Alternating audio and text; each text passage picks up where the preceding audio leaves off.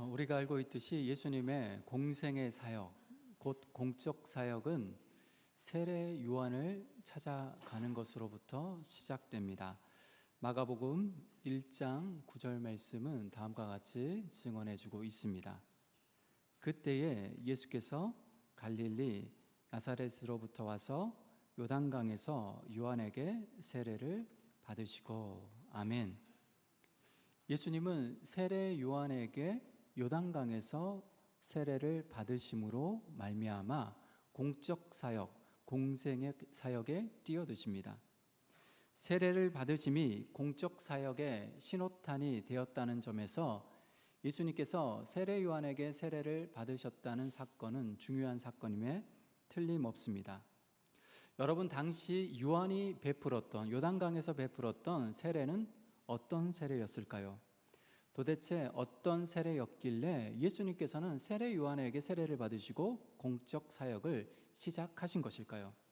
마가복음 1장 4절과 5절은 세례 요한이 베풀었던 그 세례의 성격에 대해서 다음과 같이 설명해 주고 있습니다.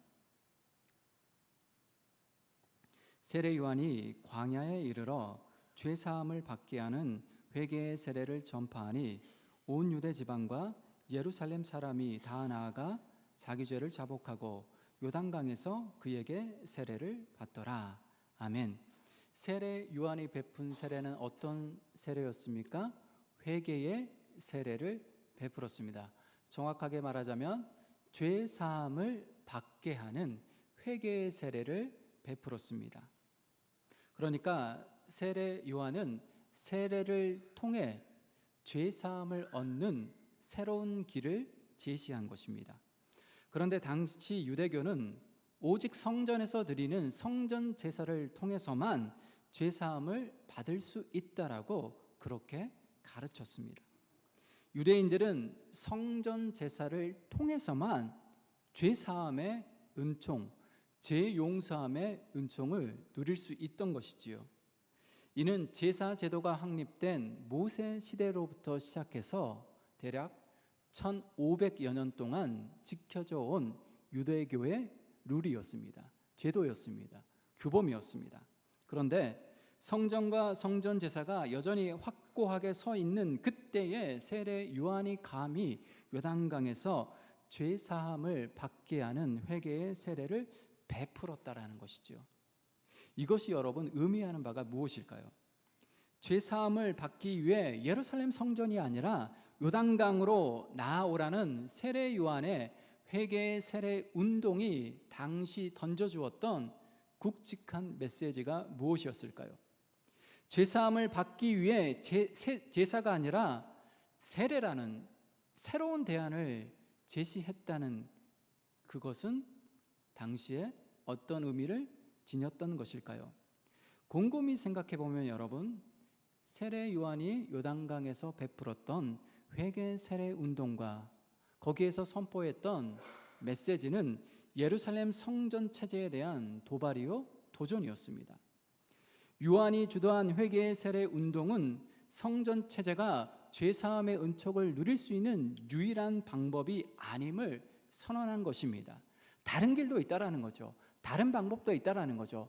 다른 방법을 통해서도 죄 사함의 은총을 누릴 수 있다는 것입니다. 더욱이 당시 온 유대 지방과 예루살렘 사람들이 다 요단강에 나아가 자기 죄를 자복하고 세례 요한에게 세례를 받았으니 분명 이는 유대교에 대한 도전장을 던진 셈이었습니다. 요한의 주도하에 펼쳐졌던, 인기리에 왕성하게 펼쳐졌던 회개 세례 운동은 분명 유대교 종교에 대한 거센 도전이었을 것입니다. 예수님은 바로 이 세례 요한의 회개의 세례 운동에 동참하여 세례를 받은 것입니다. 세례 요한이 체포되자 예수님께서는 새로운 사역을 시작하십니다. 예수님의 갈릴리 사역에서 가장 큰 무리를 일으켰던 사건이 바로 중풍병자를 고치신 사건이었습니다. 사람들이 침상에 누워 중풍병자를 예수님에게 데리고 왔을 때 여러분, 예수님께서 그 중풍병자를 향하여서 뭐라고 선언하십니까? 작은 자야, 내 죄 사함을 받았느니라 라고 선언하십니다. 우리는 여러분 이 말씀이 예수님의 말씀이니까 거부감 없이 받아들이지만 당시 유대 종교 지도자들 입장에서는 충격적인 선언이었습니다. 그래서 그 중에서 어떤 서기관들은 신성 모독이로다, 오직 하나님 외에 누가 능히 죄를 사하겠느냐라고 생각했습니다. 이들의 생각을 알아차린 예수님은 여기에서 멈추지 아니하고 더욱 충격적인 선언을 하십니다. 들어보십시오. 인자가 땅에서 죄를 사하는 권세가 있는 줄 너희로 알게 하려 하노라. 아멘. 여러분, 예수님이 죄사함의 권세를 가지고 죄 용서를 선언한다는 것이 당시 유대 종교 지도자들에게 무엇을 의미할까요? 그것은 성전 체제와 그 성전 체제를 떠받들고 있었던 유대 종교 권력자들에 대한 거센 도전이었습니다. 요단강에서 회개의 세례 운동을 주도했던 요한보다 더 거센 도전이었습니다. 도발이었습니다. 세례 요한은 여러분 그래도 세례를 베푸는 퍼포먼스라도 있었지만 예수님은 그저 말로만 내 죄사함을 받았느니라, 말로써 죄 용서함의 은촉을 남발했던 것이죠. 성전에 대한, 성전 체제에 대한 예수님의 도전은 십자가 죽음을 앞두고서 더욱 노골적으로 표출됩니다. 예수님은 예루살렘 성전을 둘러보신 후 이내 돌발적인 행동을 하십니다. 이른바 성전 정화 사건입니다. 성전뜰에서 장사하는 상인들을 몰아붙이셨습니다. 그리고 환정상들의 탁자를 둘러 엎으셨습니다. 가장 거룩해야 할 하나님의 거룩한 성전이 가장 세속적인 도둑의 소굴로 전락해 버렸기 때문입니다. 성전을 강도의 소굴로 만들어버린 장본인들이 누구입니까? 당시 대제사장들을 포함한 유대 권력자들이었습니다. 이때 예수님이 보이신 과격한 행동이 무엇을 의미하겠습니까? 예수님의 과격한 행동은 성전에서 진행되는 제사 행위에 대한 강력한 저항이자 강력한 도전 그 자체였습니다. 실은 강도의 소굴로 전락해버린 성전 체제에 대한 종료, 종말을 선언한 것이었습니다. 성전 시대가 끝났다라는 거죠. 성전의 체제는 이제 그 유효기간이 끝났음을 선포한 것이었습니다. 이뿐만 아니라 여러분, 예수님께서는 당대 예루살렘 성전 건물의 이용에 대해 제자들이 감탄해하는 모습을 보시고 그 위용에 주눅이 들어 감탄해하며 그 성전을 바라보았던 제자들에게 다음과 같은 깜짝 놀랄 만한 선언을 하십니다. 마가복음 13장 2절입니다. 예수께서 이르시되 내가 이 큰 건물들을 보느냐, 돌 하나도 돌 위에 남지 않고 다 무너뜨려지리라 하시니라. 아멘. 이와 비슷한 말씀을 예수님께서는 유대 종교 지도자들에게도 하십니다. 요한복음 2장 19절 말씀입니다. 예수께서 대답하여 이르시되 너희가 이 성전을 헐라 내가 사흘 동안에 일으키리라. 아멘. 그래서일까요? 예수님을 고발하던, 십자가 죽음에 넘기면서 예수님을 고발하던 무리들은 한결같이 예수님에게 성전을 헐고 사흘에 짓는 자라고 예수님을 조롱했습니다. 예수님께서 성전에 대해 하신 말씀은 두 가지로 요약됩니다. 첫째, 성전은 하나님의 심판으로 말미암아 무너진다라는 거죠. 파괴된다라는 거죠. 두 번째는 예수님 자신이 새로운 성전을 일으키시겠다는 것입니다. 그러면 예수님께서 일으키실 새로운 성전은 무엇일까요? 그것도 사흘 동안의 말입니다.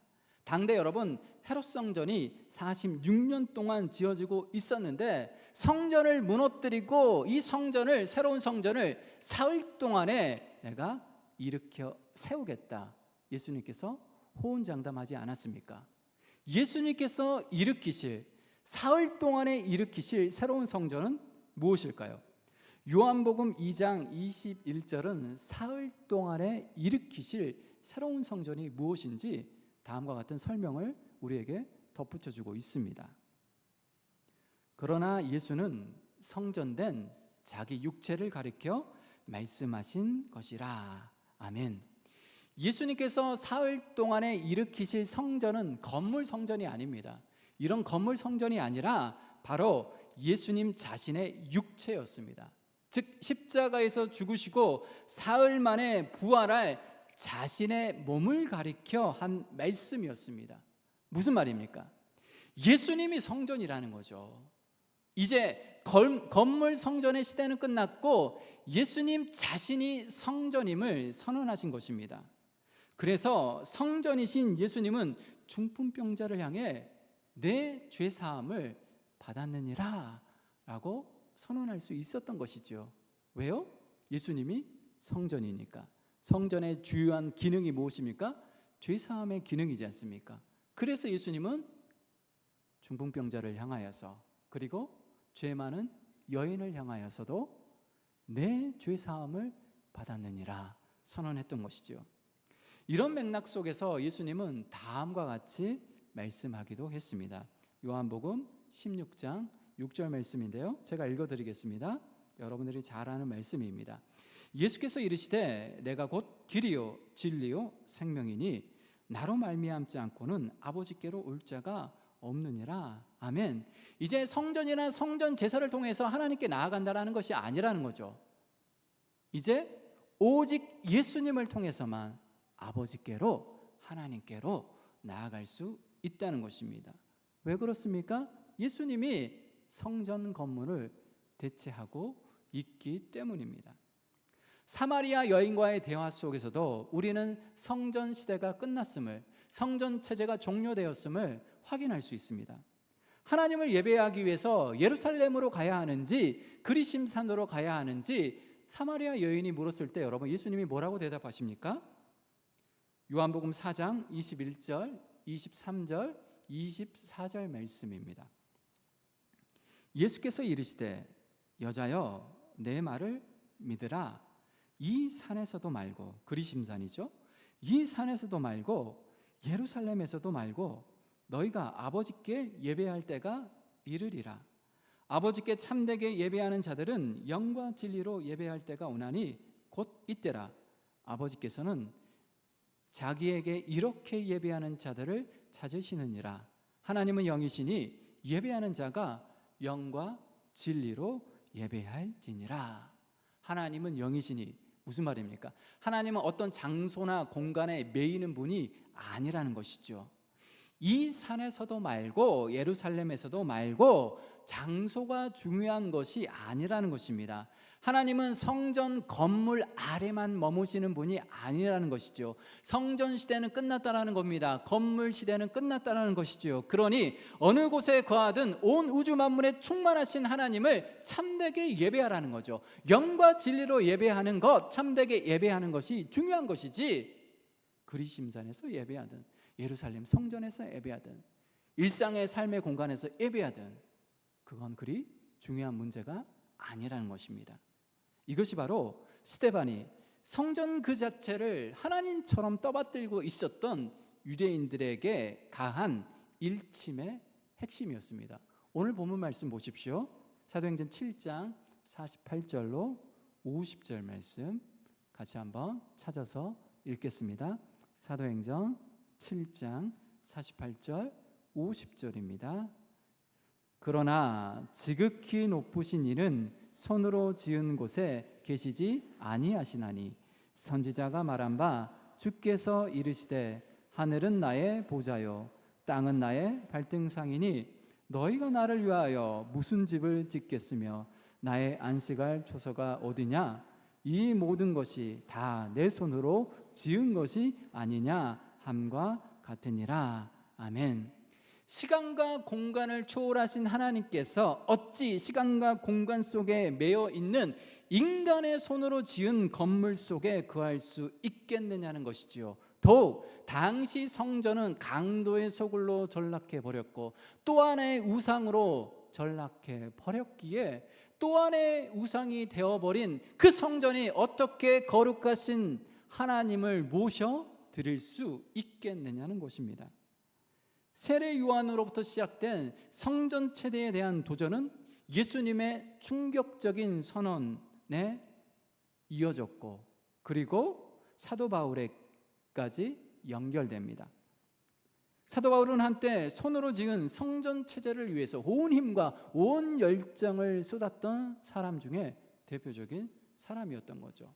성전 체제를 유지하는 거, 예루살렘 성전을 지키는 거, 성전 제도를 옹호하는 거, 이것이 바로 하나님께서 자기에게 주신 사명, 자신을 향한 하나님의 뜻으로 받아들였고, 이 성전 체제를 향하여서, 이 성전 체제를 위해서 온 생애를 바쳤던 것이죠. 그러나 부활하신 예수님을 만난 이후 그의 생애가 180도로 바뀌게 되는 거죠. 성전 체제를 옹호했던 사도 바울이 이제 성전 체제를 맞서 싸우는 용사로 거듭나게 됩니다. 사도 바울은 고린도전서 3장 16절 17절에서 엄청난 혁명적인 선언을 하고 있는 거죠. 당시 예루살렘 성전 체제를 뒤흔들어버릴, 기초부터 뒤흔들어버릴 혁명적인 선언을 하고 있습니다.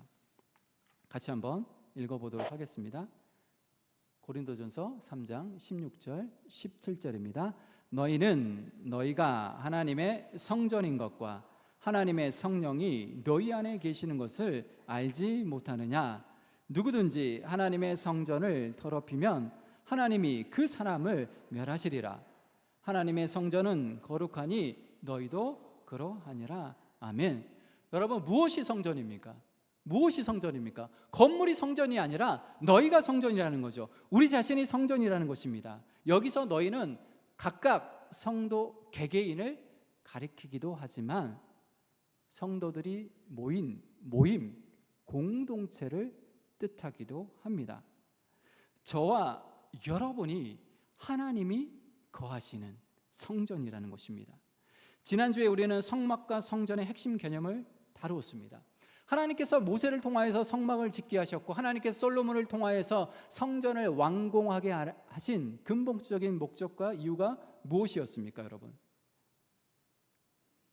내가 거기에만 있겠다는 것이 아닙니다. 내가 거기에만 있을 테니 너희가 거기에서만 나를 만날 수 있다는 것도 아니었습니다. 내가 언제 어디서나 너희와 함께하고 있다는 것을 잊지 말라는 거죠. 이것이 바로 성막과 성전의 핵심 개념입니다. 하나님은 저 멀리 계신 분이 아니라 자기 백성들과 함께 하시는 하나님임을 잊지 말라는 거죠. 기억하라는 것입니다. 자기 백성과 함께 하시고자 하는 하나님의 뜨거운 열정, 뜨거운 열망, 강력한 의지의 천명, 그 상징의 결과물, 그것이 바로 성막이었고 성전이라는 것입니다. 그래서 성전이신 예수님이 아예 인간의 몸을 입고 이 땅에 오지 않았습니까? 임마누엘, 하나님이 우리와 함께 하시다. 우리와 함께 하시고 싶은 그 하나님의 마음이 성막과 성전, 그리고 참 성전이신 예수님을 통하여서 이 땅에 내려오게 된 것이지요. 그런데 여러분, 사도 바울은 거기서 한 걸음 더 나아가 이제 하나님이 우리 속으로 들어오셨다는 것입니다. 우리 몸을 성전 삼고 우리 속으로 들어오셨다는 것이죠. 구약의 이스라엘 백성으로서는, 예수님 당시 유대 백성들로서는, 유대인으로서는 도무지 상상할 수도 없는 충격적인 선언이었던 것이죠. 혁명적인 선언이었습니다. 이제 우리 몸이 성전 건물을 대체한다는 것입니다. 사실 이것이 하나님의 큰 그림이었습니다. 구약의 성막과 성전은 참 성전이신 예수님의 모형이자 예수님의 그림자였습니다. 그래서 성전이신 예수님께서 이 땅에 오심으로 말미암아 건물 성전 시대는 끝나버린 거죠. 성전 체제는 종료되었습니다. 그러나 우리와 함께 하시길 원하시는 하나님의 의지와 열망은 여기에서 멈추지 않습니다. 예수님께서 인간의 몸을 입고 이 땅에 오신 것으로 끝난 것이 아닙니다. 하나님은 이제 아예 우리 몸 속으로 들어오시겠다라는 것이죠. 우리의 몸을 성전 삼아 우리 속에 거하시겠다는 것입니다. 이제 우리가 성전이라는 것이죠. 건물이 성전이 아니라 오늘 저와 여러분이 거룩한 하나님을 모시고 있는, 걸어다니는 성전이라는 것입니다. 아니, 그 화려한 솔로몬 성전도 하나님이 거할 수 없고, 예수님 당시 유형이 넘치던 헤롯 성전도 46년 동안 지어졌던, 확장되었던 헤롯 성전도 하나님을 모실 수 없는데, 어떻게 감히 미천한 우리 몸이 하나님을 모실 수 있는 성전이 될 수 있는 것일까요? 허물과 죄로 물든 우리 몸이 어떻게 거룩한 하나님을 모셔드릴 수 있는 것일까요? 우주보다 크신 하나님이 어떻게 티끌보다 작은 우리 속에 거할 수 있는 것일까요? 우리는 본문에서 이 질문의 대답의 힌트를 발견할 수 있습니다. 지극히 높으신 이는 손으로 지은 곳에 계시지 아니하시나니. 아멘. 사람의 손으로 지은 건물은 하나님이 거하실 수 있는 온전한 성전이 될 수 없다는 거죠. 온전한 하나님께서 거하실 하나님의 거처, 하나님의 집이 될 수 없다는 것입니다. 이것을 곰곰이 생각해 보면 사람이 어떻게 하나님이 거하실 수 있는 성전이 될 수 있는지, 하나님이 거하실 수 있는 집이 될 수 있는지 알 수 있습니다. 사람은 여러분, 하나님께서 손수, 하나님의 손으로 지은 작품이기 때문입니다. 하나님께서 친히 당신의 손으로 흙을 빚으사 당신의 형상대로 사람을 만들지 않았습니까? 그러니 사람은 하나님이 만들었기 때문에, 하나님의 손을 통하여 빚어졌기 때문에 하나님의 집, 하나님의 성전이 될 수 있는 것이지요. 물론 하나님이 우리를 성전 삼아 우리 속으로 들어오신 신비는 우리와 함께 하시길 원하시는 하나님의 은혜 외에 달리 설명할 길은 없습니다. 은혜인 거죠. 우리가 성전이 된 것, 우리가 감히 하나님을 모셔드릴 수 있는 것은 하나님의 은혜의 신비입니다. 그렇습니다.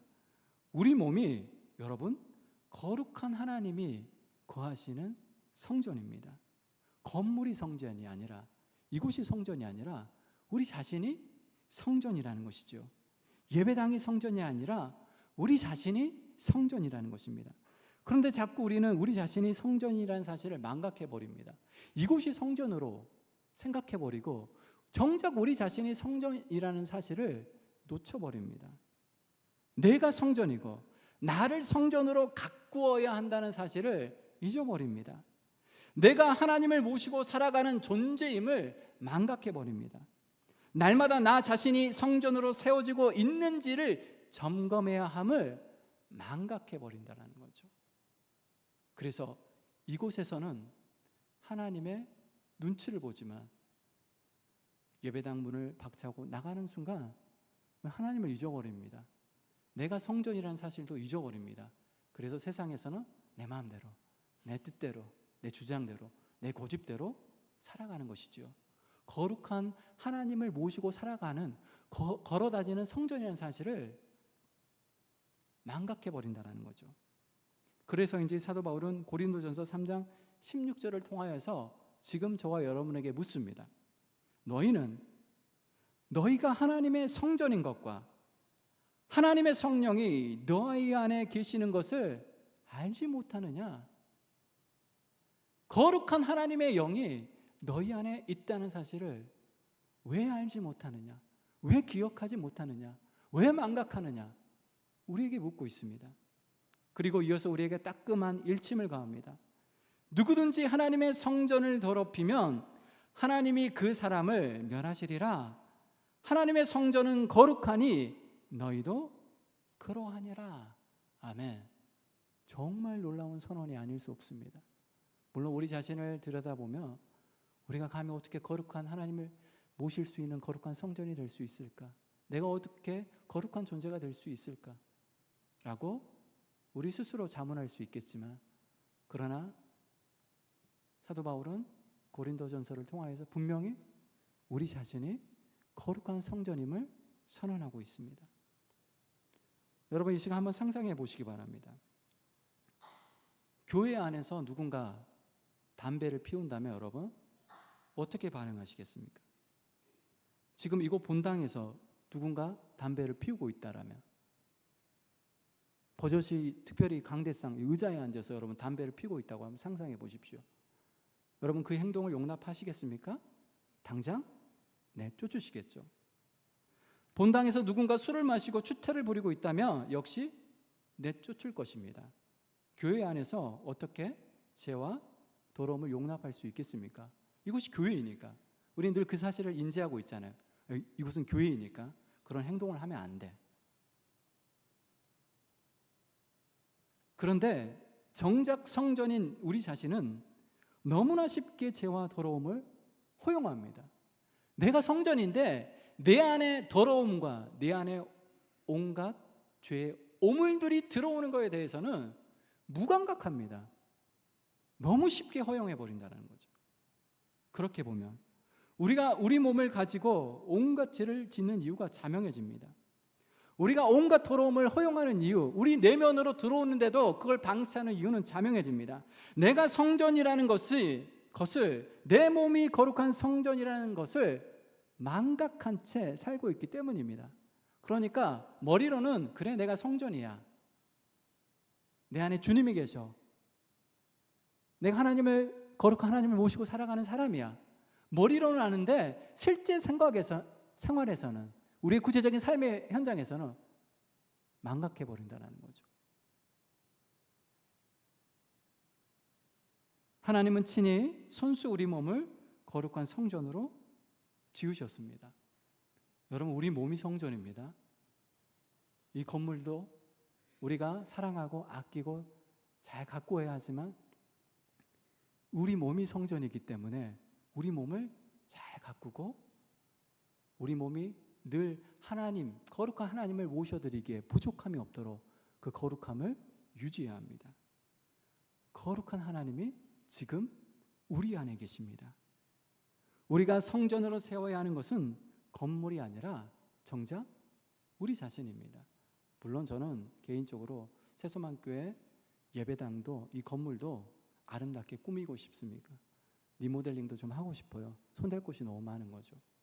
그러나 여러분, 정작 우리가 가꾸어야 되고 성전이 성전으로 기능할 수 있도록 우리 자신을, 우리의 내면을, 우리의 몸을 잘 살피고 말씀에 빛 비추어 점검해야 하는 거죠.